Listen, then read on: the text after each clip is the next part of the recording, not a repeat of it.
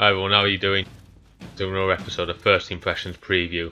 And the preview I'm doing today is for Valkyria gameplay from a closed beta which was out over the last few days. So I'm going to show you some of the gameplay footage of the combat and just talk briefly about how it works.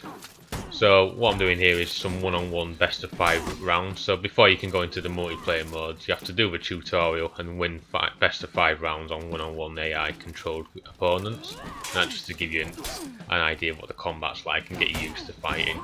So the combat's pretty easy. So when you lock onto an enemy, you lock on, and that also acts as the guard button. So whatever button you use to lock on, you keep that held down, that guards.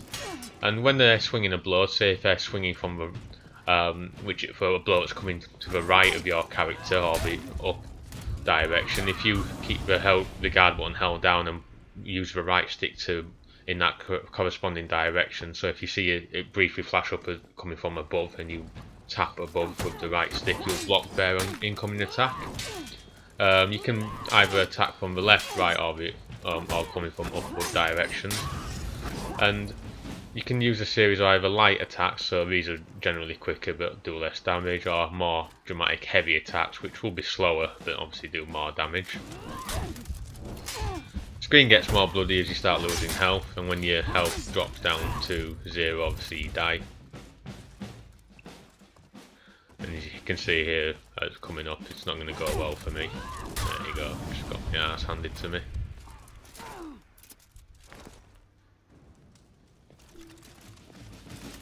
So there's an upward attack there, which I blocked.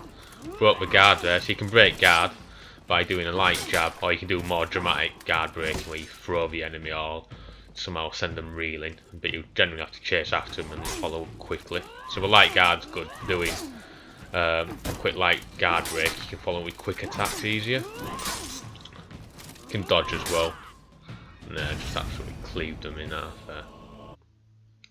Once you've done the one-on-one best of 5 rounds, you can then start doing the multiplayer mode. So the mode I stuck to was the 4-on-4 Dominion. So the way that worked, you had 4 human players versus 4 other human players on the opposing team, or AI players, and you had a map where you had points A, B and C. So generally you start at either point A, point B will be a middle ground, and point C will be where the enemy spawns from. Now the way it works, the more zones you capture, the more points you get. You can lose points and gain points by capturing zones, but also by killing enemy soldiers and enemy heroes. So the enemy soldiers and your allied soldiers, they're controlled by the computers, it's by the AI. You get 1 point, so you get what's points called renown. So every time you kill an enemy AI soldier, you get 1 point of renown.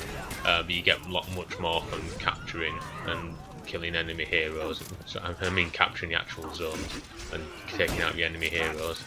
Combat can be quite hard though, because when you're fighting in a big group of soldiers, if you're trying to take on an enemy hero, the enemy soldiers are generated by the AI, they'll just actually attack you and can disrupt your attacks quite easily. And it means that you can, be thrown off balance, and the enemy can exploit that, especially if it's a human controlled player. See there, the screen's going pretty bloody, so it's not going too great for me. I'm just being killed there.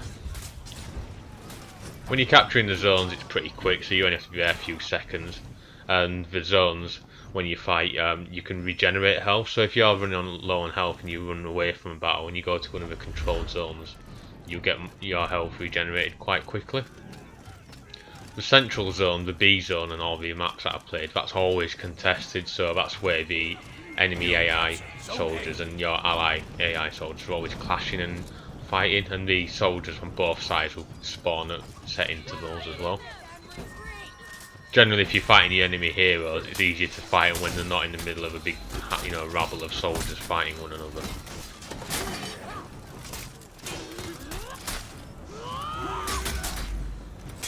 I've got 2 heroes ganging up on me, so you'll find that when you if you're going against 2 heroes at once, you're probably not likely to survive.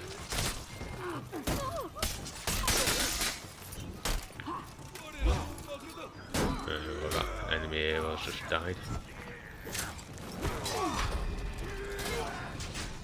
One thing I found with the combat is there's different heroes have got different movesets and weaponry, so some are quicker than others and some are more heavy-handed, and it's all a matter of timing with the combat. So you've got to be sort of aware of when the enemy is going to attack and have a good sort of hand-eye coordination and quick reaction time, really, and that way you survive the incoming blows much more easily, unless they try and do a guard break. But you can counter that if you see it coming, so it's about observing your the enemy's actions, movements, and, you know, making sure you try and react to them as quickly as possible. You can do execution attacks, like what you've just seen here, and the way that works is, if you get killed in combat or you kill an enemy soldier and you don't execute them, one of their allies can revive them on that spot, and it means they don't have to respawn from the normal starting position. But if you execute them, it means the option to be revived isn't there, so they have to wait until the timer goes down and they have to respawn from their starting positions. But enemy soldiers will do it, hero soldiers will do it to you just as much as you do it to them. So we're looking at a different hero here, the assassin, who uses 2 swords. You can see the guard breaking there, it's different, it's more like a somersault kick. Gonna kill him and then we'll capture the point. And the execution there is pretty brutal. 100 points there, and there's another hero now, which you'll see in execution. So again, the guard break. And off with his head. Like that. Quite a good level of detail in the enemy battles as well. So you've got fires. Occasionally, as you're running along sort of ramparts, you'll see like dust shaking or things hitting the side. Also, like the attack animation, the execution is quite satisfying. That's quite bloody there, where the sword just plunges right through the chest. And when you're fighting and wading through a big sort of rabble of soldiers, it's quite cool as you see the heroes smash through them and cut them apart. You do feel quite powerful, that is, until another hero comes in and starts battering you. And if your side wins, you see quite a cool animation where you'll see this AI soldier on your side, like dispatching the remaining enemy soldiers by putting the swords through them. So with these factions, you've got the knights, vikings, samurais, and different heroes of each. On the online game mode, which I'm doing now, you choose a faction to fight for, so knight, samurai, or viking. But you can actually use any hero of any faction to fight on this one. And the way the game talks about the online side of things is that there's different areas and lands, and as days and weeks go by, the possession and control will all change between different factions, and it says that the actual map and decor will change. So like this Japanese looking bridge section here, if it's in the Viking hands, it'll have sort of their more decor looking around when it's in their control, but then that can be changed if your faction becomes more successful and dominates in that area. When you're fighting as well, if the screen starts going grey, it means you're obviously fighting and try to attack too wildly, so you lose stamina, so it's kind of best to try and time your blows and look for the best opportunity to exploit an attack. So you can see the execution there where the head came off.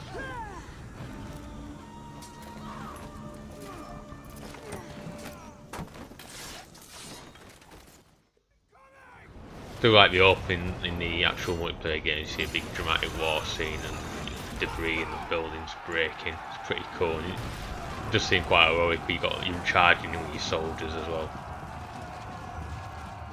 So with the Viking guy, I'm using the raider on this one, so he's quite beefy looking, quite a tank. He's got a big massive axe, sort of typical looking image of a Viking. I would say that some of the characters felt more funky than others to use. Like this character, always quite big. Some of his attacks felt a little bit slow, but then he did seem to be a whirlwind of destruction when you're sort of cleaving your way through the enemy soldiers. He's got quite a satisfying break guard animation that's pretty cool as well.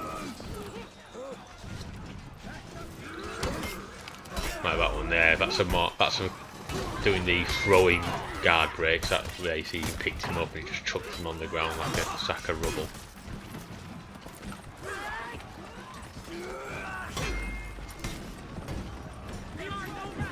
Found with the fighting on the heroes one-on-one, you can be winning quite easily, but the tide of battle can turn quite quickly. If they block some of your attacks or break your guard, then you can find yourself on the losing end pretty quickly. Sometimes you'll find people sneak up on you as well, which is to be expected, especially when you're fighting against other humans. You capture Zone C. It does seem quite quick, the reaction as well, the way the blows are blocked. It does seem quite realistic. You capture Zone A. You can see there with the captured zone, it's regenerating the health of your hero. As you're fighting with your heroes as well, they level up, so each hero levels up, and each of the heroes have different abilities you can use in battle, which are assigned to the different directional buttons. So some of them are things like you would get a bit of health restored, some will be you can throw like an incendiary item into the battlefield, or direct a burst of some sort of disorientating explosive. They all have different abilities. Some do things like increases of stamina or lets them run faster. And as you level with each hero, you unlock new abilities which you could equip eventually as well.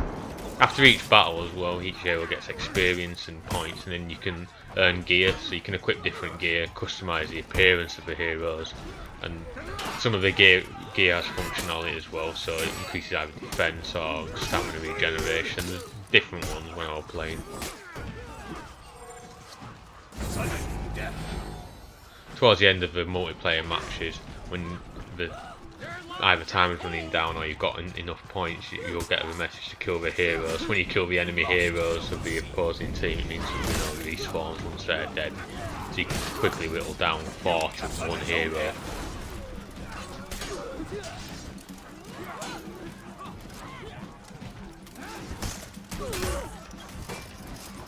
And he's been taken out there. You can see the skull with like a thunderbolt slash through it. That means their hero's dead. So it's pretty cool. Some of the screen prompts will come up in the animations.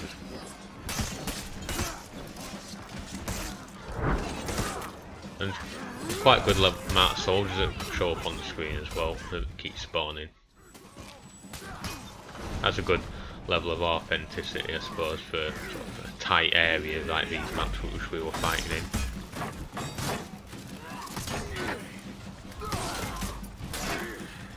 Okay, yeah, that's it really. I mean, this video is coming to an end, so I hope you enjoy it.